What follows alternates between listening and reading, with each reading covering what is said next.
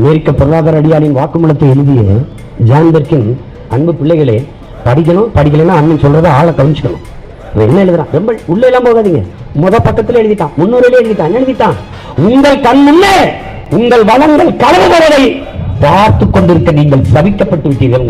நீங்கள், நான் சபிக்கப்பட்ட இனத்தின் மக்கள். இவன் திருடுவான், அயோக்கிய பையன் தெரியும். ஆனால் அதிகாரத்தை அவனுக்கு கொடுக்கிற அடிப்படை அறிவற்ற அடிமைகள். அவன் சொல்றானே, நாங்கள் உங்கள் நாட்டின் தலைவர்களுக்கு கடன் கொடுப்போம். கடன், அந்த கடனை வாங்கி கொண்டவர்கள் எங்களுக்கு வேலை செய்பவர்களாக மாற்றுவோம். யார? பிரதமர, முதலமைச்சர். நான் சொல்லல, ஜான் பெர்கின் இப்பதான் அண்மையில் இறந்து போனாரு. ரொம்ப நாள் இருந்தாரு. கண்ணகனியா? அப்ப எங்களுக்கு வேலை செய்கிற ஆட்களாக அவர்களை மாற்றுவோம். அவர்கள் யாரு? நம்ம நாட்டின் முதல்வர்கள், பிரதமர்.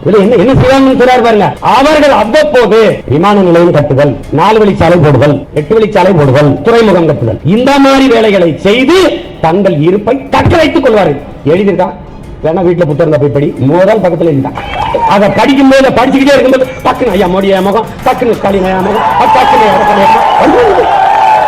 எனக்கு 2 கோட்பாடு தான். கற்றவை, பற்றவை, தீயவை, தீயவை.